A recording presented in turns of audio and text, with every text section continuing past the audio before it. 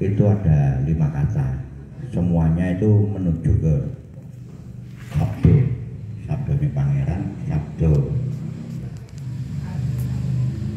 Pangantito Ratu dan lain-lain sebagainya. Tatarannya meliputi Jopo, Montro, Guno, Srono, Sabdo. Jopo adalah japa jabu dari wong tuwa, itu tak dengar samet dan lain-lain. Montro itu kekujah yang biasanya menjadi wejangan dari para bini sepuh setiap aliran kepercayaan atau pembayatan ilmu-ilmu, baik itu kawaskitan dan lain sebagainya.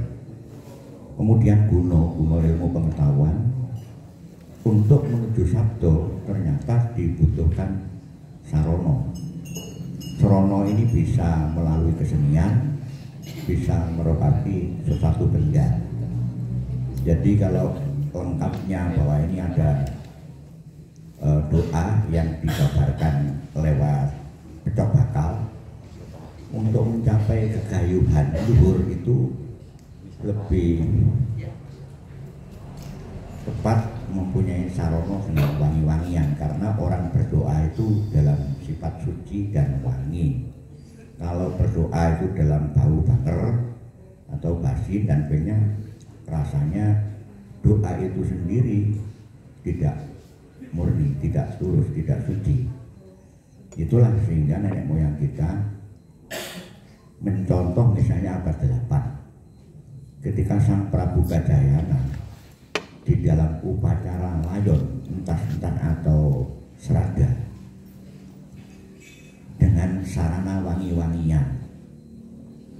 Kalau tadi sudah bisa dari kayu yang dimasak kendono atau apa, bisa bunga, dan ini bisa yang kemasan ya dari dupa atau kemenyan atau yang sebangsanya.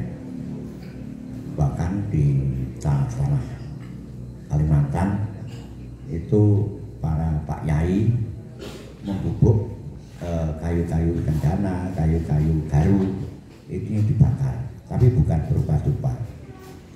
Ini juga merupakan budaya dari Cina, mempunyai kebudayaan sendiri, di Timur Tengah punya kebudayaan sendiri, dan di Jawa ini mempunyai kebudayaan sendiri. Kalau di dalam tataran Jawa itu untuk menjadi sabdonya pangeran itu ya itu Jopo, Montro, Guno, Srono, Sabdo. Nah, pengertian untuk orang setelah pelepasan ke moksa itu harus dengan iringan yang namanya gongso. Gongso, ji, 6 dan mo. Ji pustaka, 6 alat vital manusia, dan mo itu pranojo. Lalu dengan perantaran suatu jopo yang namanya suluk yang dibawakan oleh tetua atau dukun, suaranya dengan ulon-ulon suara ya ji 6 dan mo. Nah, suara ji 6 mo ini kita temukan dengan angklung Mas Arif. Angklung kita 6 mo ji mo. Loh, kalau begitu jarak kepan kita ini sudah sederajat dengan abad 8. Itulah dikatakan oleh Sang Adi Joyoboyo gamelan dari Swargo. Lah untuk orang Malang, mitosnya gamelan itu asal di Swargo Bandang, jenenge gom menari sinan. Kata-kata penari itu sangat bagus, sehingga bagaimana orang mencapai ektas, bagaimana orang bisa pertanda bahwa itu sampai keraluan, itu tujuan utamanya. Roh nenek moyang kita dengan topeng yang dibuat dari kayu cendana, bahkan Resi Agastya pun itu dipadukan dibuat dengan kayu cendana. Pak Dwi Jayono ngomong, oleh karena itu di sekitar lokasi Malang Batu ono gunung cendana. Satu wangi-wangian itu sebenarnya, lalu muncullah sesuatu kekuatan bahwa niat nawa itu atau niatnya kalau ngobong dupo ini dianggap menentang daripada sebuah ajaran dan sebagainya. Mungkin karena konsepsi memang sudah berbeda, kebudayaannya berbeda. Ya kalau nggak mau dupo, kasarnya ya dengan wangi-wangian yang berupa bunga atau minyak wangi. Bahkan menyan aja yang terkenal di Arab. Kenapa kalau orang Arab itu bisa ngobong menyan dengan bagus, kalau orang Jawa sih ngobong dikatakan yang lain-lain. Ya, karena memang menolak bertolak kepada kebudayaan yang berbeda. Jadi kebudayaan arwah nenek moyang itu nanti kalau sudah mencapai nirwana swarga itu ada swarga pengampunan, ada swarga langgeng. Tujuan utama kita, sukma kita kalau sudah masuk ke swarga yang pertama, tapi pakar ini menungso iki cek kedunya, cek mikir bojone, mikir anak putune. Oleh karena itu biasanya terus lek malam Jumat nenek moyang teko nang leluhur itu sampai hitung-hitung muncul. Nah, bagaimana tujuan kita supaya meningkatkan keimanan kita, jaluk sepuro, bertobat dan sebagainya supaya mencapai ke swarga langgeng. Oleh karena itu raja apabila meninggal 12 tahun ini dengan wahana sarana sanyang puspa sarira, sanyang aluse awak puspa kembang sariro awak, sanyang aluse titah puspa itu bunga sariro awak. Jadi begitulah cara-cara untuk memuliakan dengan wangi-wangian. Jadi kalau sudah nenek moyang kita wong Malang dewi pada waktu sudah memberi contoh untuk melepaskan arwah supaya menjadi swarga langgeng, sarananya wangi-wangian. Nah, kenapa sekarang ini menjadi tidak boleh? Jadi kata dasarnya adalah manembah itu harus dalam sifat yang wangi.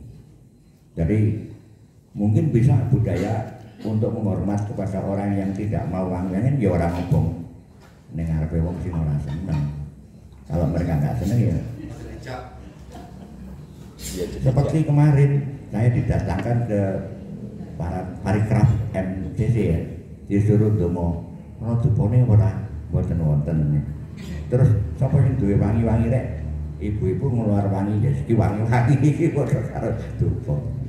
Jadi kalau tujuan utamanya itu kita mengabar menyan ini memanggil kepada sesuatu yang jelek ya, barangkali itulah yang sebenarnya yang tidak boleh. Jadi hati suci nanti yang niat ingsunnya. Saya kira begitu menurut ajaran. Mudah-mudahan ini ada Ibu Tanayang yang dari Bayang ini bisa nanti puas. Dan ternyata kalau kita ngomong tentang kebudayaan ini kok menarik terus ya, sehingga perlu obor mancung tinupet sak tengah jalu kita mangke tidak menepati berpindahnya lunar bulan purnama ada kelangan sinar. Terus abudan gini monggo kita terus membudayakan rasan-rasan bermakna ya. Untuk bisa kita melanggengkan tentang rasan-rasan bermakna, kita harus selalu pinaringan sehat, seger waras, panjang yuswa nggih. Tentrem lahir batine.